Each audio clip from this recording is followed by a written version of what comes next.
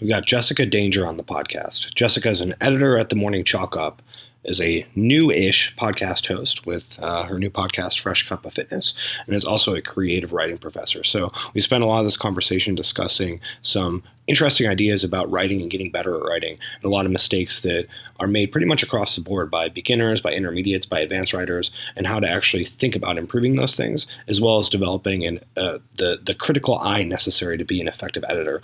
We also talk about the ideas surrounding curating content, especially for a newsletter like the Chalk Up that has plenty of opportunities to be salacious and prurient in terms of the types of stories that can be told, but really tries to maintain a highbrow approach to actually sharing that type of content. So pretty interesting thinking about how to share stuff with a large audience without sort of appealing to their base desires and just trying to dial in maximization of clicks and all that sort of stuff. So really interesting conversation, especially if you have any interest in writing, since Jessica has some really great ideas about how to improve the actual craft of writing itself. So enjoy this one. Check it out.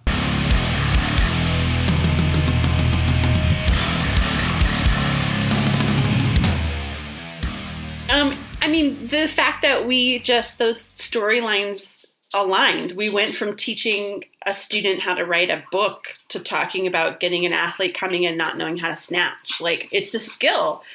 It's a skill that can be taught, and some people come about it easier and some people don't. But I'm thinking particularly of like volume work, like volume work in weightlifting is the same as revising. Like, you do it again, but a little more, and then you do it again, but a little more, and then you do it again, but a little more. And that's the same for like bodybuilding, accessory work, physique work. It's just that constant, like, meticulous detail to boredom. It's process orientation. It's the same with the story. If you stay with it long enough, you'll get there. Some stories are better than others. Some snatches are better than others. But if you stick to it, eventually you will be able to get that bar overhead. And that's kind of cool to me. Yeah, I think that a lot of people have a misconception about writing in that it's like this stroke of genius, like, yes, I have an insight bestowed upon me from on high, and the pen just scoots across the page, the fingers move across the keyboard, and behold, it is written. Voila. But not. Do you not know such, who else felt like that? Was the Romantic poets. They felt like they had this like special deliverance from God and nature that made them set apart from others. There's a reason that Romanticism is a literary era of the past. That's not true. But students still come into my class on day one and think like, oh, I can't do this. I'm not that type of person. I can't write a poem. I'm not that type of writer. But you fucking can. Anybody can write a poem. Anyone can write a short story. Anyone can be trained to lift weights. You have to just do it. Yeah, and there's a sort of thought that if it doesn't come easy to me, then I'm not a writer. Yeah. Right. Oh, this is hard, so I'm not good at writing. Totally. Yeah. Anyone that feels that way should read. I just assigned this to one of my writing classes.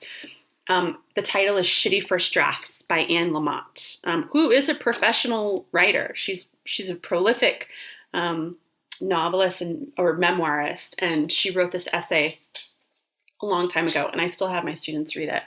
And it's all in the title. It's all, it's just one shitty first draft after another shitty second draft until it's a little less shitty. And it's never not like that. It's always shitty the first time. It's supposed to be. No one wakes up knowing how to deadlift 400 pounds. No one wakes up having a perfect story. Well, sometimes, but not a lot. Yeah. How do you teach that concept of being willing to put something out there? Well, not even necessarily put something out there, but just create something that is shitty or not up to your standards or whatever. Because I think that's hard for people. It is really hard for people. And there's not like one stock answer for this. Like, it kind of depends. So like just this semester alone, I have 3 creative writing classes back to back. And the first one starts at 12:35 and they're brand new writers. It's an elective. So some of them aren't English majors. They're not creative writing minors. Some of them are business students, math students, pre-med. And so for those particular types of learners, I try to convince them that it's the same, like we were just talking about, that it's procedural. Like, you're going to be terrible, but if you can solve a math equation, if you can write a business proposal, if you can sit through nursing clinicals, you can also write a poem. It's the same. It's formulaic if you want it to be. And then the second class immediately after that, I get like a 10-minute break in which I go for a walk and further caffeinate myself. And then the class after that is an advanced fiction class. So it's a whole different ballgame. And so these are like English majors, creative writing minors, people that are going to go on to be teachers and writers and go to grad school. And for them, it's more of reminding them that they've been doing this for a while, that their shitty first draft isn't actually going to be as shitty as they think it is. And that if you revise it and edit it down, you'll find the story that's really there. So looking at it less of like, this is a terrible first draft, and more of like, I just don't know what this story is yet, but I will. And just reminding them that, again, it's procedural. It's not, no one sits down and drafts something right away and sells it. That's not how it works. Writing, just like anything else, is a business. At the end of the day, education is a business, writing is a business, fitness is a business. And you have to be able to participate in that economic environment. And for a writer, part of that is endlessly revising until it's as perfect as it can be, and then revising it more once someone wants it. So all that to say that there's like a spectrum between, how you would coach it to a new, or how you would teach it to a new writer, as opposed to teaching it to someone that's been doing it for a handful of years. So do you see that there's those, I guess, consistent stumbling blocks at different stages of development for writers? Actually, it's funny because it's almost always the same. It just presents itself differently. And 9 times out of 10, it is doubting their work and not recognizing or honoring their authorial voice. I can't tell you how many times students will come in and tell me, they'll come to office hours. They'll never say this in the classroom, but they'll come into office hours and they'll say, Professor Danger, what I wrote about is whatever, this story about giraffes. But what I really wanted to write about was the fact that my brother was just institutionalized for mental illness again. Okay, great. Like, screw the giraffes. I don't want to read the story about giraffes. I want to read the story about your brother being institutionalized again. But they feel like they don't have anything to say, or they don't know how to say it, or no one's going to read it, all of which are false. Which is much like, again, bringing it back to fitness, like coaching someone once you get to body weight. Like, people tend to have that same, fear. They're fine, snatch, clean, jerk, whatever. And then all of a sudden they get to body weight and they're like, I can't do this. It weighs as much as me. I'm like, well, but you can. It's the same. You just did it at 5 pounds lighter. But I see that in beginning writers. I see that in like middle of the road writers, and I see that in polished, published journalists and writers. It's always the same. Convincing yourself that what you have to say is important, and that someone out there wants to hear it, and then sticking to it. Writing in your own voice and using the prose and tone that you want to use instead of using what you think people want to read. So how does that present itself in, say, someone who's advanced versus someone who's a beginner? I would almost actually say that it presents itself more frequently in writers that have been doing it for a while, because they know enough to doubt themselves. Whereas someone who's brand new doesn't know any better. They just want to write about what they want to write about. Or they'll go so far to the opposite spectrum that we get a lot of imitative work, which in the publishing industry is called fan fiction, which is fine. As opposed to fan fiction, like I'm making up an alternate Harry Potter universe. Right. But that's still, like, people still do that. Like, imitative work is a thing, like, in and of itself. And that's okay. If that's what you want to write, then that's what you should write. But if you're writing fan fiction because you don't think you have anything to add to the greater conversation, you're failing the greater conversation. So, just helping them point out the holes in their own frame of thinking. Like, why are you lived this experience? Why are you doubting yourself? Or if this is a fiction topic that interests you, what makes you think that it's not interesting to other people? So just, encouraging them to kind of poke holes in what they think they know. Got it. So if we think about any sort of complicated skill like writing, there's probably dozens of other skills that make it up, right? Where it's like, oh, like I want to get better at writing. So, well, what does that mean? Do you want to get better at clarifying your thinking? Do you want to get better at having a certain amount of words in your vocabulary? Do you want to get better at crafting transition sentences? I mean, there's just so many different things that can be worked on. Yeah. How do you think about, I guess, just helping people focus on the right thing that is going to move them forward? Yeah, this is a great question. There's so many answers. So yes, there's levels of being quote unquote a better writer. First and foremost, it is that you need to read more. A better reader is a better writer, and a better writer is a better reader. So I always encourage my students to start reading more, and reading more of things that they wouldn't normally read. Like, read a goddamn newspaper, like in print. Go buy one, read it, put it on your table and actually read a paper. Subscribe to websites and newsletters in topics that don't interest you.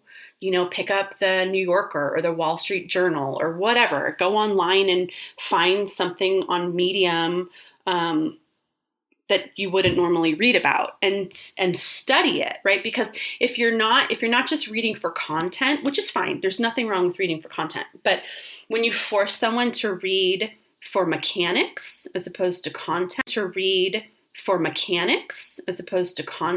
going, how does this author do what they're doing?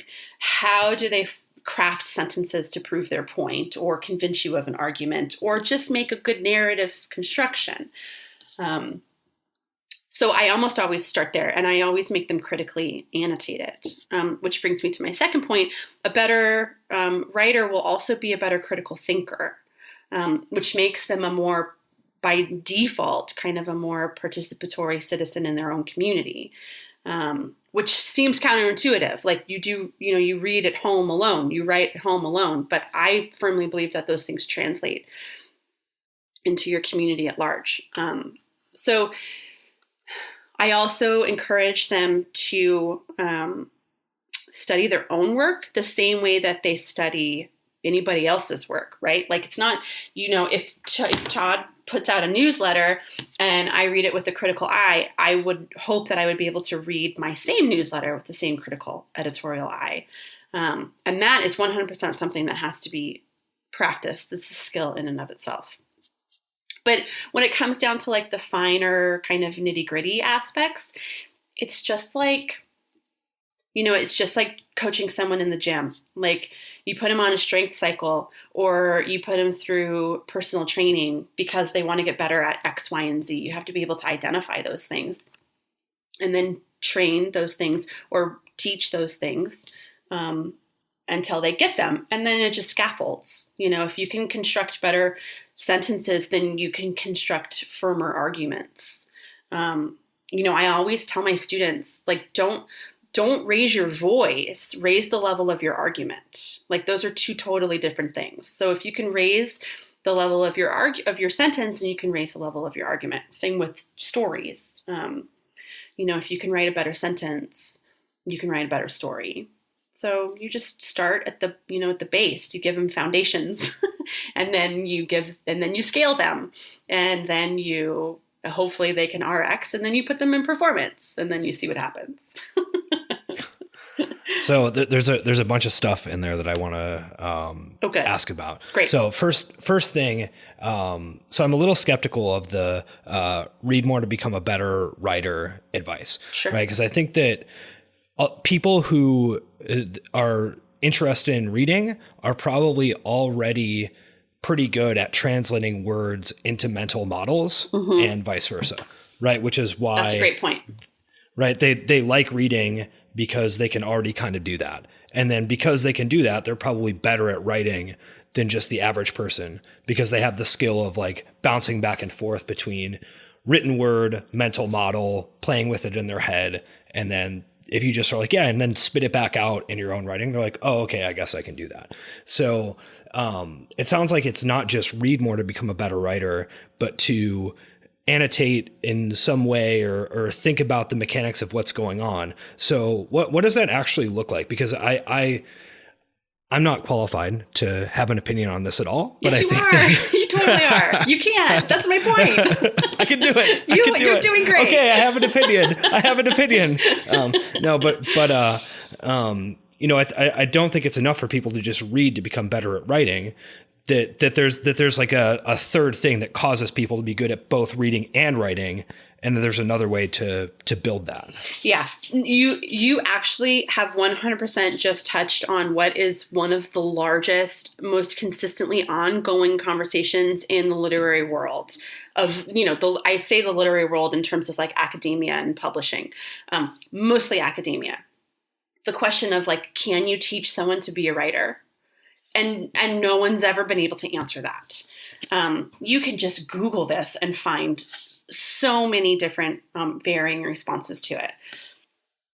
And I don't know. I mean, I go back and forth. Sometimes I'm of the camp of yes, you can teach creative writing. And I use air quotes around creative writing all the time because I think by default it's creative. And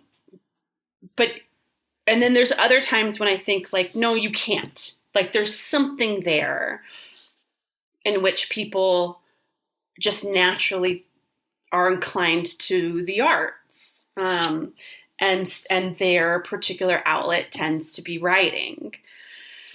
So you're right in that there is something there. But I would also push back against that a little bit because you could be a prolific reader. And I know people like this. I know people that are prolific readers. I worked very closely with someone for a number of years that is a fantastic reader, reads people under the table and reads classics and, reads in Greek for fun. But if you ask that person to write a short story, wouldn't be able to. So there is something to it. And I don't know what that is, but I do know that it's my job as an educator to meet my learners where they are. And to start there. So if they're already reading, if it's that person, right? If it's a prolific reader who's reading in Greek for fun. Okay, great. So let's identify maybe why you're reading in Greek for fun. Maybe translation interests you. So I'm going to lean them towards maybe writing about translation. There's always something that you can like glom onto that will push them forward. Whereas there's other people that don't read at all. The student that we were just talking about that I'm meeting today to talk about his manuscript, before I got a hold of him in my classes, he did not read. He openly admitted to me he had never completed a whole book in his whole college career, which is like, how are you even passing these classes? But homeboy sat down like 3 months later with a 400-page manuscript. And so then I just reversed it. I looked at the manuscript and said, okay, this is what I want you to start reading. I want you to read, you need to read the fuck out of sci-fi. You need to go find all of these fantasy novels and read them. And so, okay, great. Now he's reading. And so now once he's read those, I told him like, okay, great. Now we're leaving sci-fi and fantasy. I want you to read about craft and technique. And I want you to read Updike. I want you to read Irving. I want you to read Chandler. So we worked backwards on that. So yes, there is a third mysterious thing, and I don't know what that is, but no, anyone can improve. Anyone can be a better reader. Anyone can be a better writer. So if you do want to try to improve that third mysterious thing through the process of reading, what are the mechanics of that? Right? Because I think there's a parallel here in terms of music as well. Yeah. That anyone who's spent any time in the music world, right? I mean, I worked at a guitar store, have taught some guitar lessons, et cetera. There's this class of people, I actually think we've talked about this on the podcast in the past, who are obsessed with all the gear of their favorite bands and can't actually play themselves, right? Then there's like another class of people, sort of like the fanfic that you were talking about, that are incredible mimics, right? They can just copy something. They can play unbelievably, right? Guitar, drums, whatever. There's a bunch of them on YouTube, and you're like, this person is a freak, but have pretty much no creative capacity on their own. Some of them are flat out not interested in it, right? They're like, it is enough for me to just faithfully recreate this thing that I enjoy, which is kind of cool. Yeah, totally. But there's clearly something different of like, okay, you can have all the knowledge about this thing, you can have all the skill set about this thing, but you can't actually do the thing. Like what's actually going on there. And that, there is a way to take what you enjoy about music and try to isolate it out and then turn it into something small that you can build upon for your own creativity. Yeah. And that almost anyone who is creative in music does that or has done that in the past to develop the skill for themselves. But I wonder what you think that process looks like for writing. Like, how do you actually break out from what you're reading and then take a piece of that to become creative with? Actually, you just touched on it. And this is something that I do in my classroom. In all of them, regardless of what level. But also, side note, it just occurred to me that like cover bands might be the fan fiction of music, right? Oh yeah, yeah. yeah. And I think it's a little different in that like people want to listen to a cover band, like that's what they enjoy. Yeah. They're like, I am at this wedding to hear the 17 wedding songs. Like, play them for me. Play the wedding songs. It's like that's what they want. So much. That's great. Okay, but what my first response to that question is just that it's imitations. And this is a 100% legitimate thing to do. If there is a writer that you like, literally sit down and imitate them. Go sentence by sentence.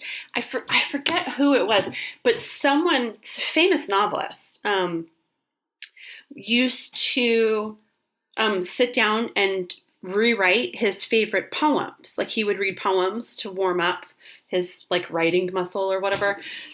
And he would literally just rewrite the poem word for word.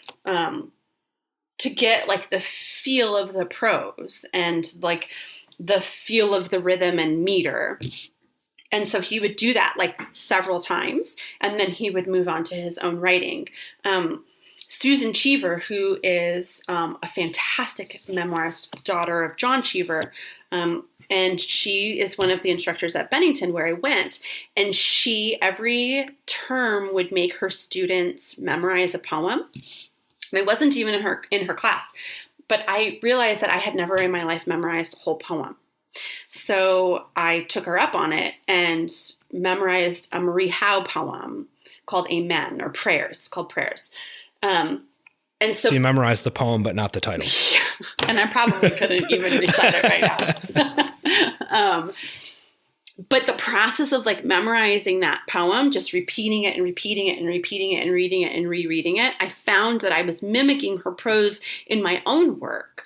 And then once I was able to see that, I was like, oh, okay, this is a thing that's already here. What am I going to do with it now? Do I want to keep it? Do I want to change it? What do I like about it? What do I not like about it? And so we do a lot of that. And so I would encourage people that are just starting out or feel like that might be something that they're interested in to it's fine to just copy what you really like. There's a reason why you like it. And that can be your base. And then whether you choose to stay there or not is up to you. There's no rule that says that you can't stay there. That's why fan fiction exists.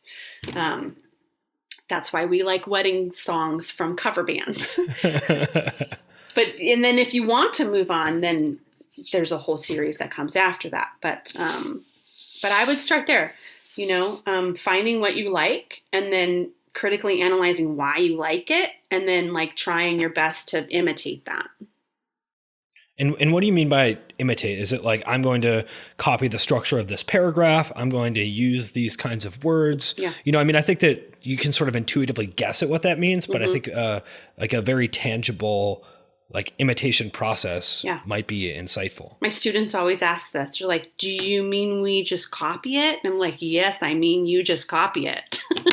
Yeah. So, but that, again, that answer is going to be different for every student, because if someone's imitating a poem, then maybe they like the iambs in the poem. So they're going to, copy the iambs. They're going to match the meter and rhyme each line. If someone just read a Ron Rash story and they like that the characters are horrible but yet lovable, then they're going to try to copy that characterization. If someone has just read Joanne Beard's Fourth State of Matter, and they like how she braids four topics into one essay, then they're going to copy that. I could give the same story to a class of 30 people, tell them, write an imitation of this story, and get through 30 totally different stories back, which is just so much fun. I get excited for stuff like that. Yeah, that's really interesting. Just everyone latches onto a different aspect of what they want to imitate. Totally. Yeah. So something you mentioned earlier is related to the skill of editing, right? So we talked previously about kind of having to turn off the editing filter in order to create, right? That's a big barrier for people, is that they're trying to edit while they're creating and they just get stuck and hard on themselves and judgmental. Yep. But that then you also have to simultaneously be really good at editing in order to create something people want to read, like you mentioned, because once you've created something, it's this endless iteration of revising it over and over and over again. Yeah. So what does the process of developing that critical eye look like, and what are some things that you've seen work well for people? Yeah. So first and foremost, everyone needs an editor. Everyone, even editors have editors. A number of editors.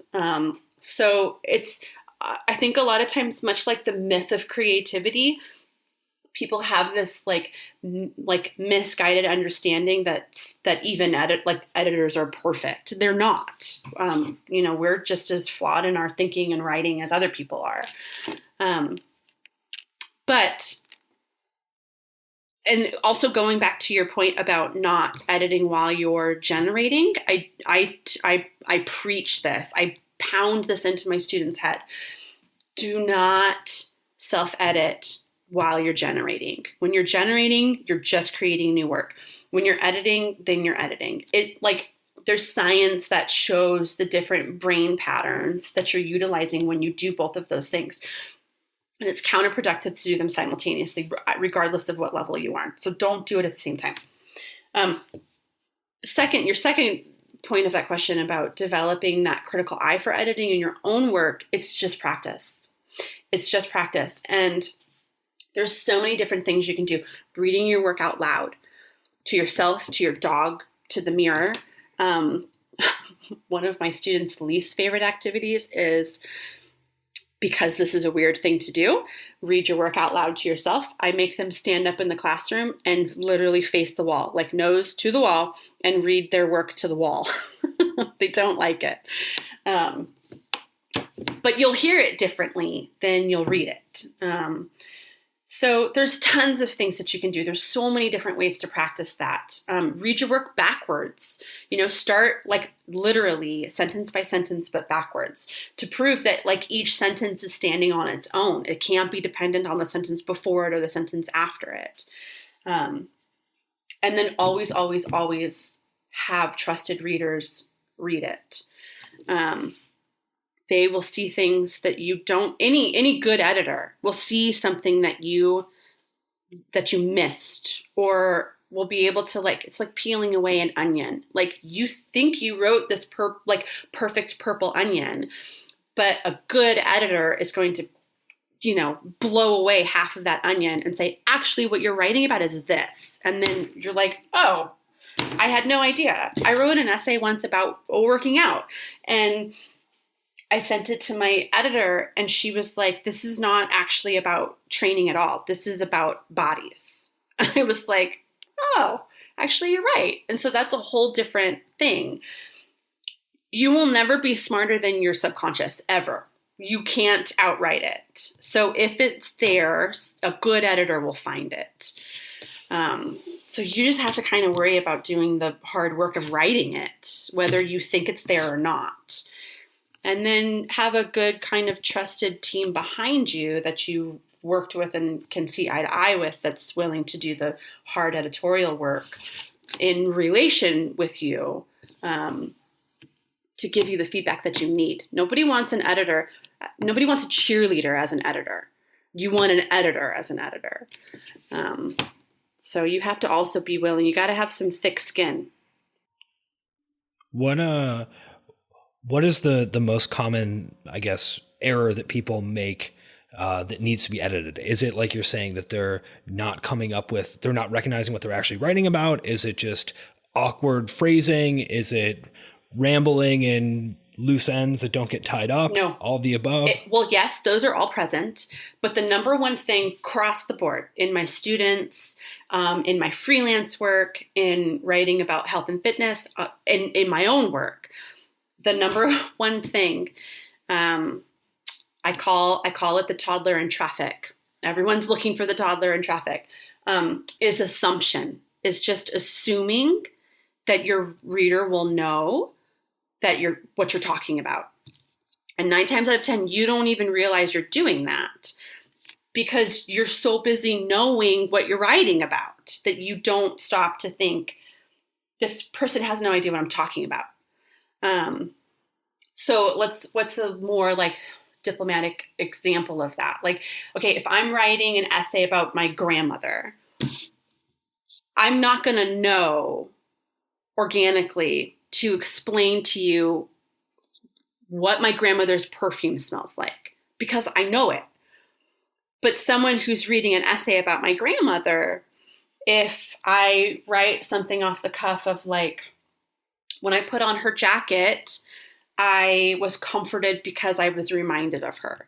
Okay, but nobody's going to know that that's because I could smell her perfume, right? Because I know what her perfume smells like. So I have to be able to step away from that, look, telescope out and say, oh, I never told them that she wore White Diamond's perfume.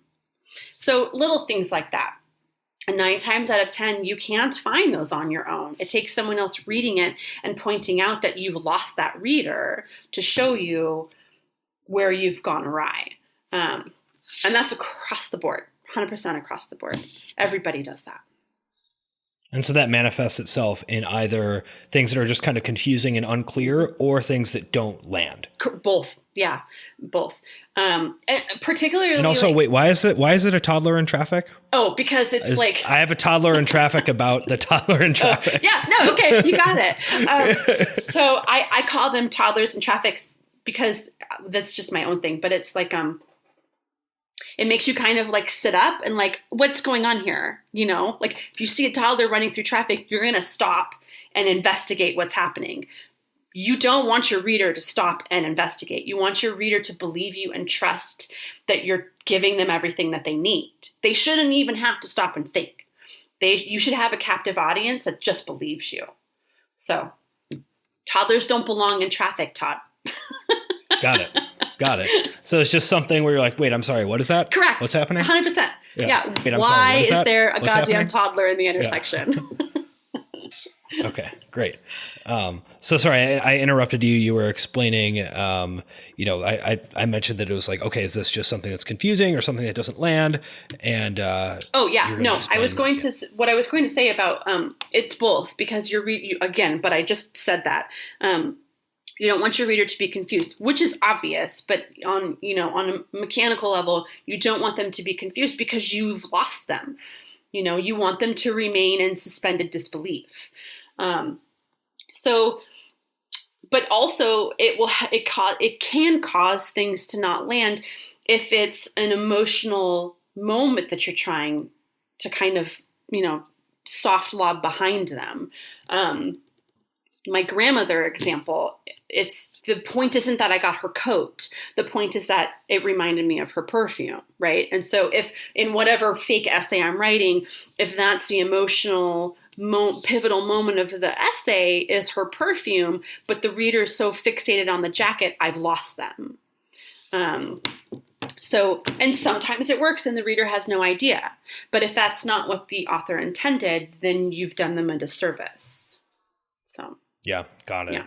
So if we sort of switch gears from talking about actually writing to curating content, right? We got something a little different to think about, but there's probably some parallels. So, I mean, as far as, creating a newsletter for a bunch of fitness people with a bunch of fitness content, what are you thinking about as far as like, okay, this is something that's worth sharing for like a large community? Yeah, that's a great question. And to be honest with you, I never really went into anything with the idea of like actively curating content.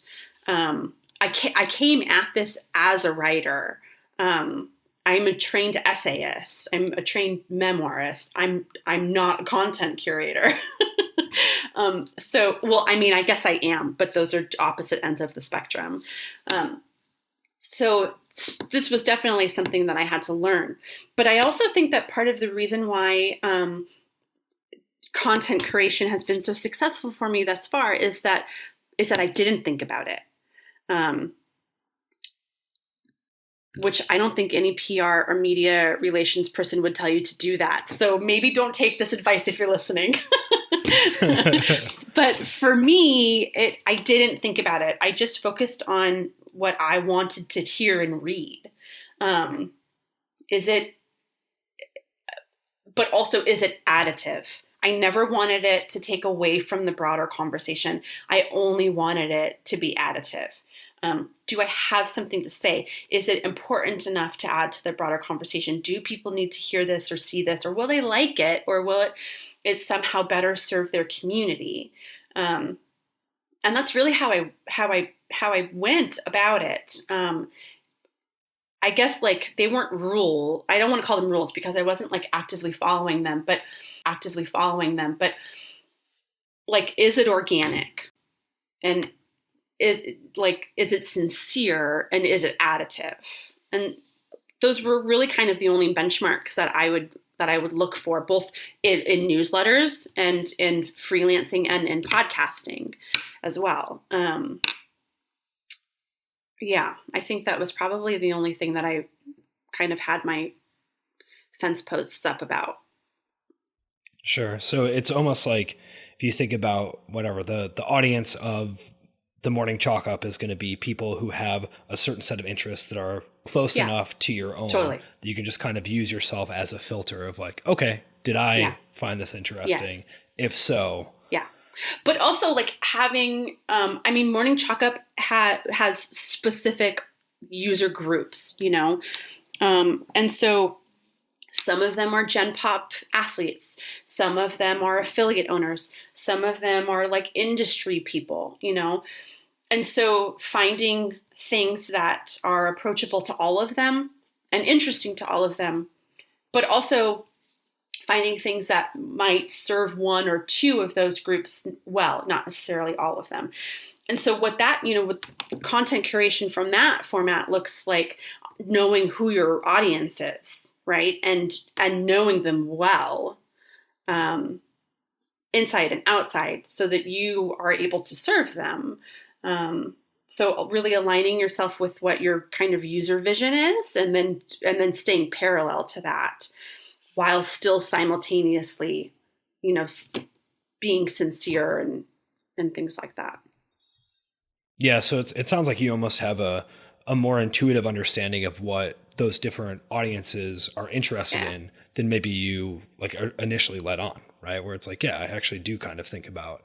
Yes, I think you're right. Groups. Yes, you've caught me. Yeah. There's a colleague that I work with at the college who one of his like catchphrases is put your reading glasses on, kids. And so that's always when like he's encouraging them to go a little bit deeper, right? Like how do you know what you know to be true? And so oftentimes when I was looking for things to put in the newsletter or looking for things to write or whatever, I would sometimes have to put my reading glasses on, you know, I would so quickly like skim over something and be like, no one's going to read that. No one's going to read that. But then 20 minutes later, I'd be like, oh, actually, you know who might want to read that, and then go back to it. So it is intuitive, but again, it's also you practicing, again, reading things that you wouldn't normally want to read. I don't want to read industry stuff. I don't. It's not interesting to me. The community stuff is interesting to me, but I know that I have an audience base that is purveyors in the industry.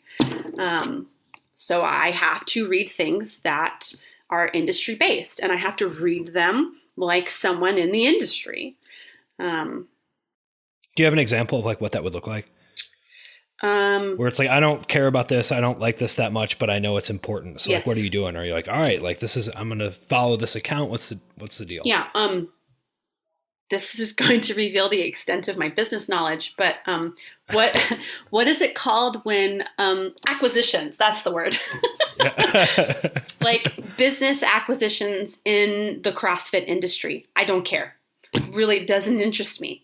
But if I am an owner of a beverage company and I read the morning chalk up every morning, I'm going to want to know that so-and-so bought so-and-so.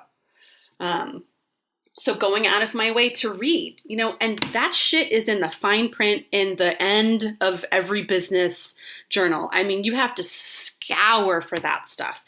So even getting there, I'm forcing myself to read through. Who reads the Wall Street Journal for fun? Not me. But that's how you find that stuff, you know?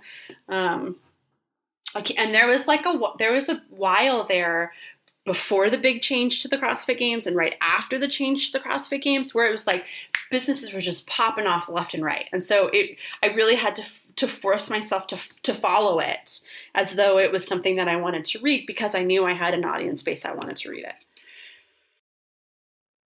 There you go. So you do have to imagine yourself as a beverage magnate. Yeah. Put your reading glasses on, kids.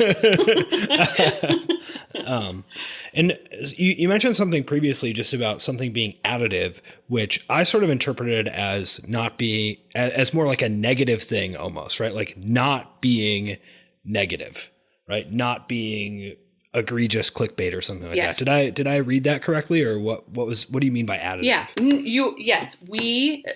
the morning chalk up, it has a no clickbait policy. And it's not even a policy. It's just inherent in the mission statement of what Morning Chalk Up does. So yes, additive in that sense, but also additive across the board in that, are you just kind of regurgitating something else? Like, are you just saying something to say something? Or are you adding to the conversation at large? Do you have something to say instead of just saying something? In essays and stories, we call it iceberg lettuce. Like it doesn't do anything. There's no nutrition, no value to it. It just takes up space in a salad bowl. I don't want to take up space in a salad bowl. I want to add to the salad. So, you know, just really weighing each topic, which again, it goes back to having to go, you know, put on your reading glasses. Like, is this something the community needs to hear or should probably know, or will it serve someone somehow? I don't know if that answers your question. Yeah, it does. I mean, well, I think that's something that anyone who has created content online or created any sort of, you know, thing that has had any success at all recognizes that the stuff that gets the most attention is not always the stuff that is the most valuable. Totally. And there's this balancing act that you're sort of forced into of like, oh, I recognize that people like this kind of thing. They like content that is, you know, I mean, in some sort of newsletter, that's very easy to go down the road of like, okay, we're going to have all this, you know, if it bleeds, it leads type of stuff in there, and it would probably get a bunch of engagement, but over time may actually decrease the quality of the audience. So there's like these games to play. You know, if you're creating content related to whatever fitness coaching, you recognize like, oh, people think that this type of thing is going to help them. They love fluffy mindset content and they love just doing like crazy hard stuff. And it's like, well, that's those are both like actually kind of bad for you and not helpful long term. Yes, so like, totally. how do we do this? Right. I'm so, reminded of our you're like sort of, ongoing email exchange about fluffy mindset posts. yeah, exactly. They're very frustrating. Yes, They're very annoying, but people love it. Yeah. It gets tons of engagement. Yeah. So how do you balance that that understanding of like, oh, this is the type of thing that gets engagement, that drives metrics, that potentially adds subscribers or adds clicks or whatever, but isn't necessarily what people quote unquote should be doing from our ivory tower of judgment. Yeah. But my ivory tower is so comfortable. It's warm and there's a reading chair. Okay, yeah, that's a great question. But this also goes back to being or finding or utilizing a good editor, and having a good editorial staff that can see the story behind the story. The news will sell itself. Like you don't have to write it. The news is there. It happens when it happens. But it might not always be what it initially seems like. The first example that comes to mind is like, two examples. One, every time we find or someone finds a camera in a gym bathroom, like we don't want to tell those stories. We hate those stories. I hate them. I think that anybody would hate them, but those are stories we have to tell. So, okay, how do we do that? Do we write a story that gets us thousands and thousands of clicks because it's a weird, creepy story of some, nobody should be doing that? Or do we tell that story so that we're able to warn a community, like, hey, this is what this looks like. Here's what you should do. But however, the real story is that the community was able to rebuild itself afterwards. Like, this is the actual story, that a community recognized what had happened, like reinstilled trust in its members, and then actively worked its ass off to rebuild community this way. That's the story I want to tell. I don't want to tell the story of the guy putting the camera in the bathroom. I want to tell the story of the gym rebuilding. Same with like athletes that blatantly disregard safe sport rules. Like, nobody wants to tell that story, but that's a story that has to be told. News is news. So it's really just kind of a matter of, okay, accepting it. Like, this is whatever this is, right? This is what we have to cover. Okay, but stop and think. Like, what else is there? What are the questions that I have? What will happen next if I cover it this way? What will happen next if I present it this way? And just proceeding as normal, or proceeding as you see. Yeah, I mean, I think that your point about the right, where it's like, okay, yep, like this is a thing and people are already talking about it, so right. How is this going to be presented? Yeah, totally. And someone else is going to do that. We don't have to put out the clickbait bullshit. That's there. It's going to happen. So if we can put out content that is additive and sincere and organic, people will read it. Yeah. And with any industry that is struggling with that, there is a certain race to the bottom where you have, like you said, people who are going to do that, where it's like, okay, like this is sort of my role and I'm just going to get more and more prurient and trying to, generate engagement and outrage.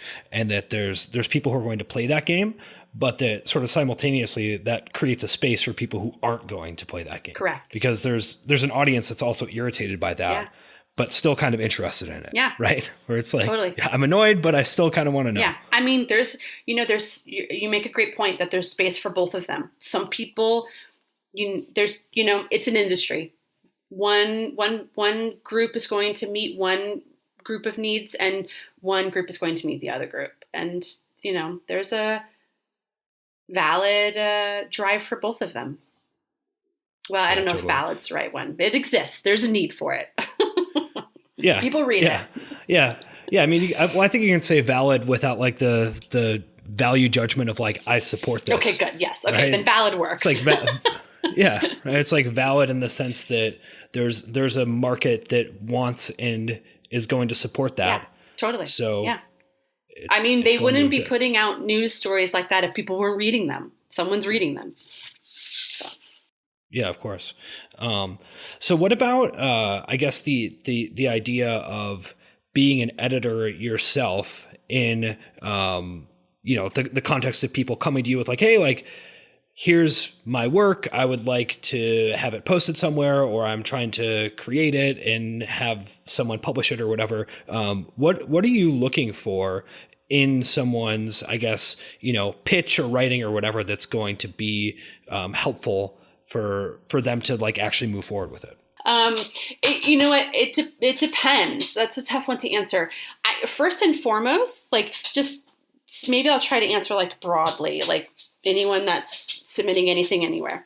The first thing that you want to do, and it seems like it would be an obvious answer, but there's a reason I'm telling you this, is proofread. Like, freaking proofread your work. People think that they just write it once and it's done. It doesn't work like that. Or they think like, it's just a proposal or it's a rough draft. Like, I'll edit it later. Nope. Like, if there's spelling errors or grammatical errors or whatever in the first like 3 lines, you're done. You're a goner. So read it carefully. Let it sit overnight. Don't write something and then send it to an editor for publication. Let it marinate. But then aside from that, it's more of like, it's like a case-by-case basis, kind of. Sometimes we'll get people that will send something in and it's not well written. It's not well executed, but the message is so freaking good that I'm willing to put the work in with that person. For the longest time with the Morning Chalk Up, we had a regular contributor who, when this person emailed me originally, told me outright, listen, I've never like professionally written anything in my whole life, but this is what I want to talk about. I was like, yes, do it. And this person did, and it was fine, but it was like nothing to write home about. But this particular writer was willing to put the work in for revision, was willing to receive my feedback. And we went back and forth and back and forth and back and forth. And now this person is a regular contributor. So, be approachable, be teachable, accept the feedback. If you can't accept the feedback, you're in the wrong industry. And this is a good one. You have to know what you're talking about. You don't have to be like, you don't have to be a walking encyclopedia of your topic, but a good barometer is to find someone that has no idea what you're talking about. So if you're writing something about CrossFit, go find somebody, call your grandmother or your dad or whoever, go to your neighbor's house that hates CrossFit. Talk to them about your topic. Don't read it to them, just talk to them. If you can't confidently and authoritatively carry on that conversation about your topic with someone who doesn't know what you're talking about, you don't have it yet. It's not there. Revisit it. Just you make sure it's clean. Make sure that you know what you're talking about. Be confident in your topic. Be willing to receive the feedback. Oh, also pro tip, if it's rejected, thank them. Email them back and say, thank you so much for the feedback. I really appreciate it. This industry is not as big as people think it is. They'll remember, and they'll go on to some other magazine or newsletter or media company, and they'll see your name again, and they'll remember that you didn't thank them. So thank them. There we go. All the tips and tricks. Yeah. But it sounds to me like there's probably a huge percentage of people who submit stuff that are just kind of reckless and miscalibrated, right? It's not proofread. They don't necessarily know what they're talking about. So most editors are getting sort of like a deluge of relatively bad stuff. And there's probably a whole group of people out there who think that they don't know enough, who are endlessly proofreading their thing and afraid to send it in, who aren't submitting, right? So there's this sort of like unhappy equilibrium where most of the stuff that's submitted is awful. And then most of the stuff that would actually be pretty good or maybe need some work, sort of unlike the contributor who was willing to kind of say, hey, like, I don't know what I'm doing, but I'm going to try. There's a lot of people who are good enough or could be good enough or could have something to say that are just like not going to take the step to submit in the first place. Yes, it's a spectrum. It's definitely a spectrum. And I work on both ends. I work on all ends of that spectrum. A lot of times I'll see people that are putting stuff out on the internet or journals or magazines or whatever, and I will seek them out. Which, they're already publishing, but also, I sometimes will lurk on Facebook, like who has something to say that no one else is saying or has a voice that no one else has tapped into yet. And on the opposite end of that spectrum also is like, who's quietly whispering on Instagram about nutrition that needs a larger platform. So a good editor is always seeking them out, but also always being prepared to accept them when they come. So I think most of where the bottom of the barrel stuff comes from is it tends to be reactionary instead of deliberate. So something will happen. An athlete will get popped for something. A rule will be changed. The burpee standard changes again, whatever. Booty shorts, arguments, all of them. And someone will sit down and write something up in a Google Doc about how they feel and send it to us. That's not done. It's not necessarily that I don't want that. I might want that. That might be fantastic. But that's a journal entry. That's not a polished, publicizable piece. So go sit at your computer, respond, react, write in your Google Docs, and then revisit it. And then really examine it, put your reading glasses on, and if you think it's good, then proceed as you see fit. I want to read those things after you've proofread them and explained them to your non-CrossFitting grandmother.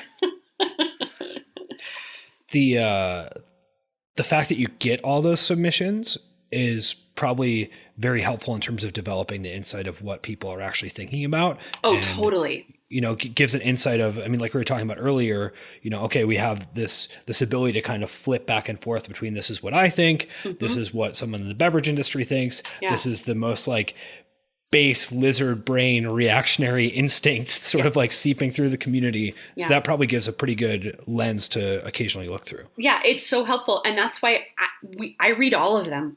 All of them. I read everything for that very reason. And a lot of times, it's very easy to see which way the community at large is leaning. Even if I think that they're leaning in the wrong way or the right way, it's helpful to know which way they're leaning.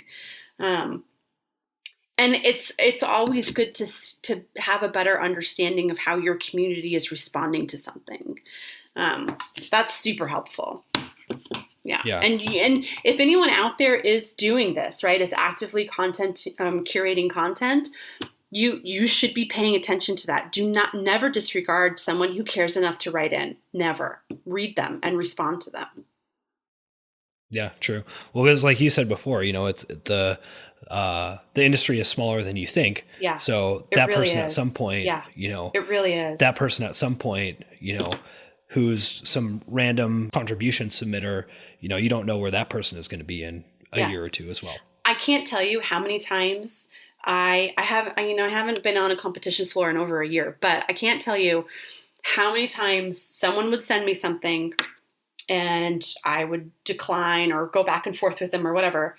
And then I show up at a competition or I show up at some local gathering and they're a judge or they're manning registration, and you smile and you shake their hand and you thank them for caring enough to submit something. And then you just pray that they judge you accordingly. The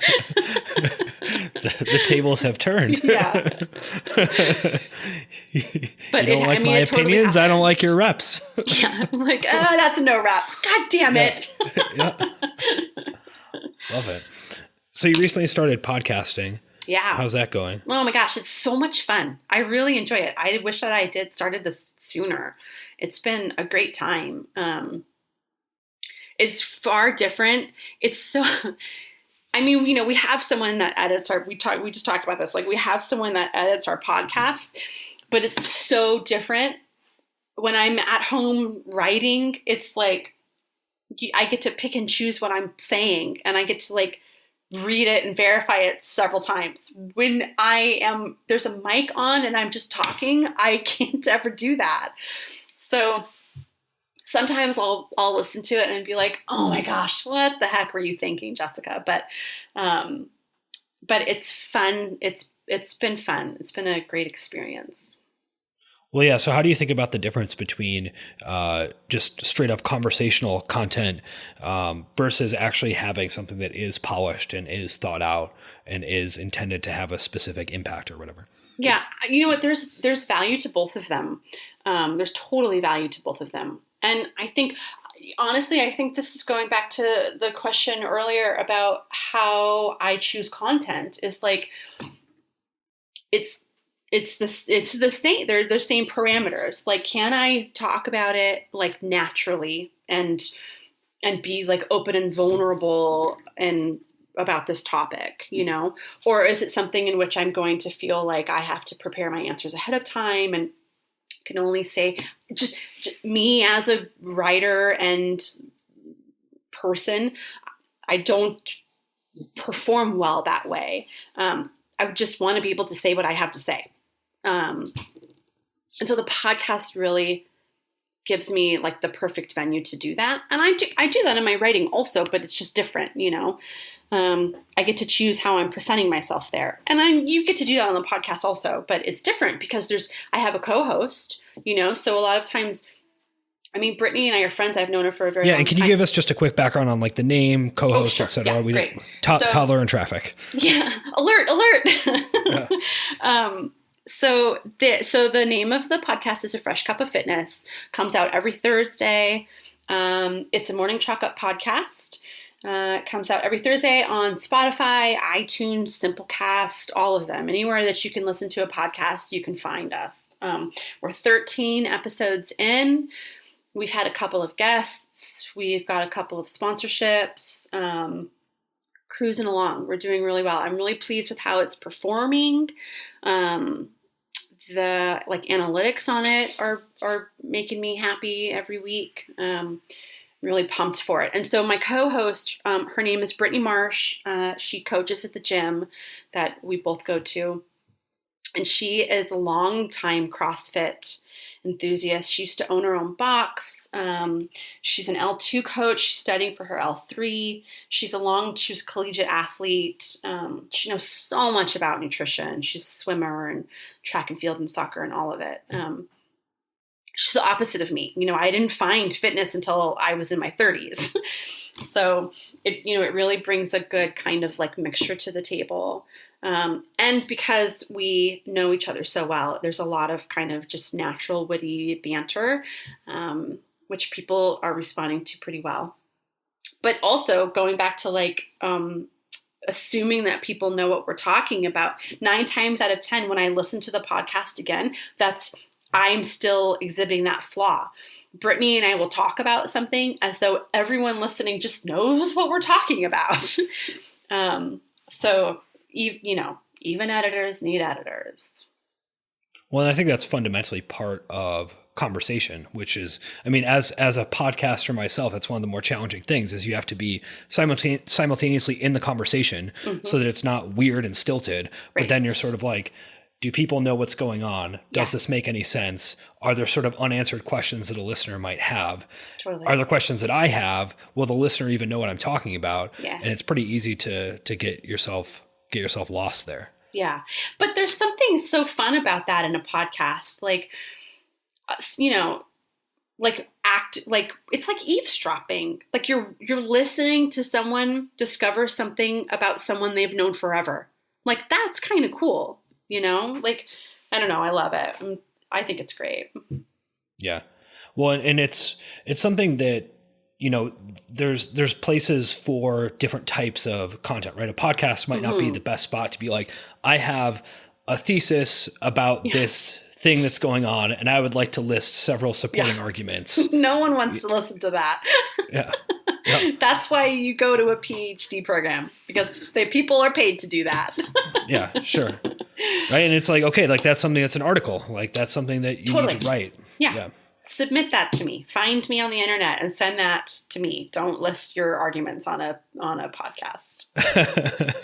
Although I honestly, I have been thinking about the fact that the amount of podcasts that people are listening to, there may be more of a space for that than one might think. Because I've started doing something eccentric and strange with my own content consumption, which is, not abnormal for me at all, which is saving super long form articles to Pocket, which then has like a dictation thing.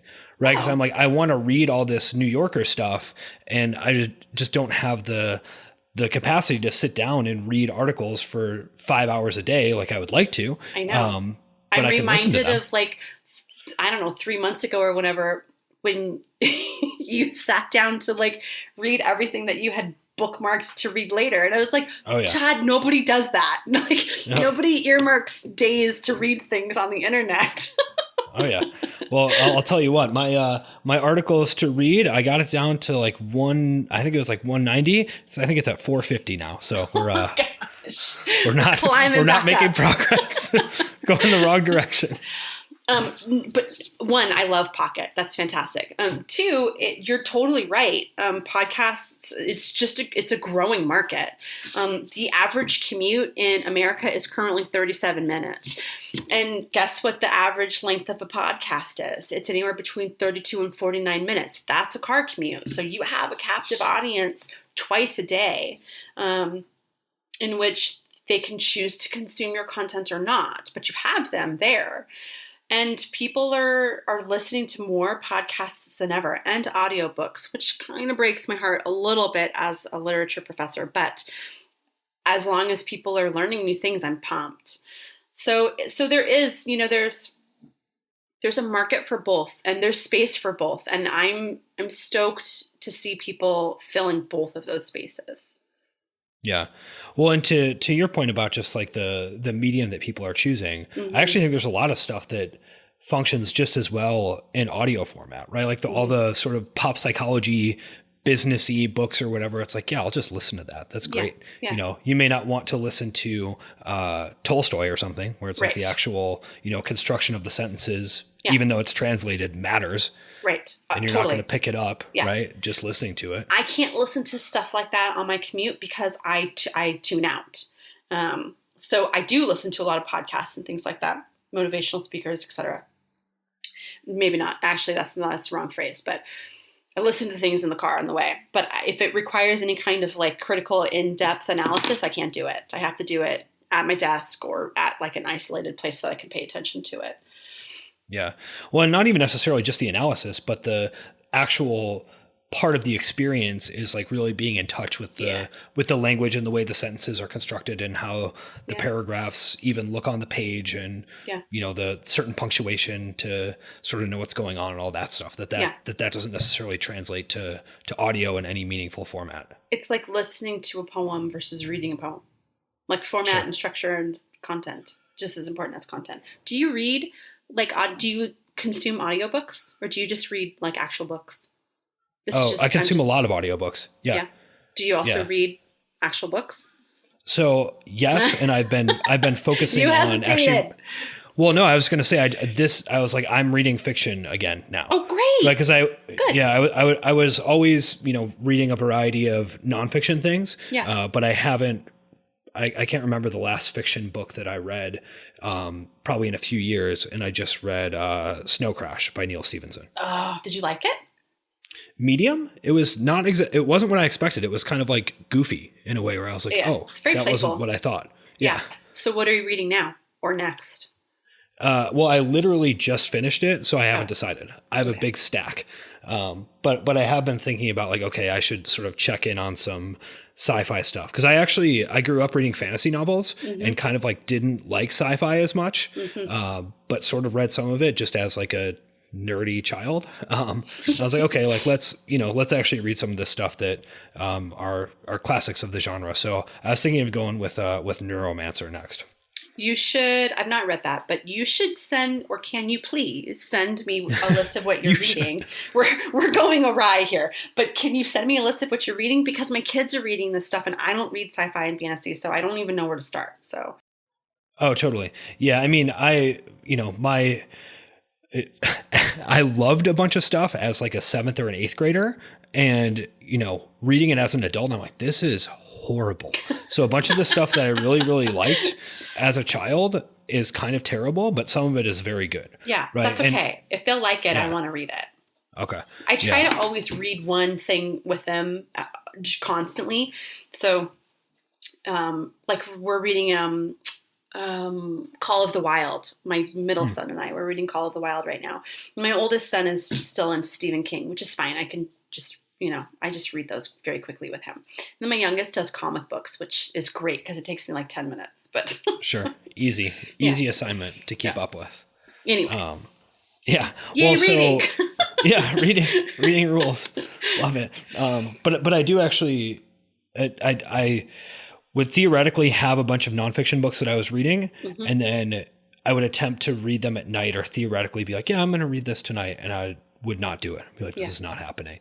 Right. Yeah. So I've sort of learned that segmenting my reading makes more sense, where it's like, okay, I can handle fiction at night. There's not a lot of mental friction to doing that. And it doesn't require the same level of like attention and processing. And even like difficult fiction, quote unquote, I think is something that for me is more, it's easier to read at night than even like a not as difficult nonfiction book. Totally. We're the same kind of reader. I only read fiction at night, or like shorter things. Like I'll read the Paris Review or the New Yorker or something at night because it's like smaller increments. But once I get home, my brain is dead. I'm no good to anybody.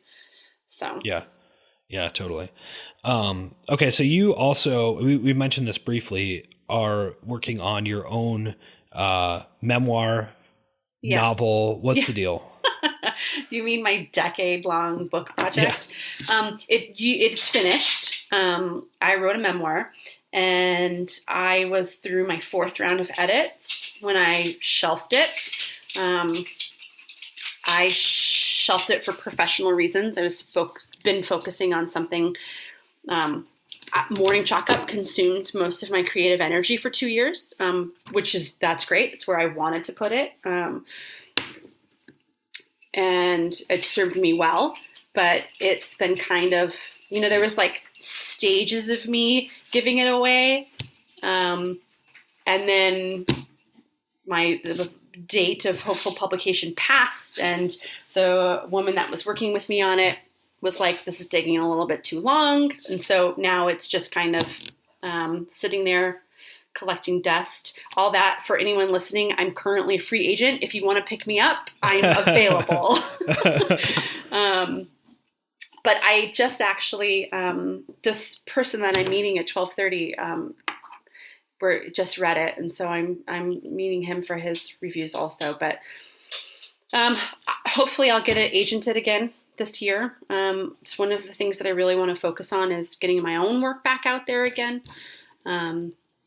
I have a shit ton of stuff that's ready to go that I've just been kind of compiling. So I've slowly but surely getting them all back out, and trying to return to them. Just like any other industry, once you step out of it for a period of time, you've got to kind of work your way back in. So that's where I'm at with that now. But anyway, it's called No Heroic Measures, and it's really good. I can't wait for everyone to read it. Yeah, that's awesome. So, I mean, like you said, the curation of content and the teaching of writing and all that ends up being something that can just pull you away from your own stuff. Yeah. It's like, to bring it back to fitness, it's like when you're coaching, 11 hours a day, you don't want to train. You're tired. You've put all of that coaching ability into your clients, when you should be also safeguarding some for yourself. And I didn't do that. And that was a deliberate choice. I chose to actively not do that for a year. And now I'm putting it back in, redistributing it. Yeah, that's great. Yeah, your point about coaching is super insightful. right? I mean, I know that opening a gym was the worst thing I ever did for my own fitness, for sure. Right. Yeah, totally. I mean, people, I see people like new to the industry and, you know, they get really excited about CrossFit and then they want to become a coach. I'm like, I don't know if you want to do that. And then they get really excited about coaching and they want to open their affiliate. And I'm like, I don't know if you want to do that. But again, much like other things, it's patternistic.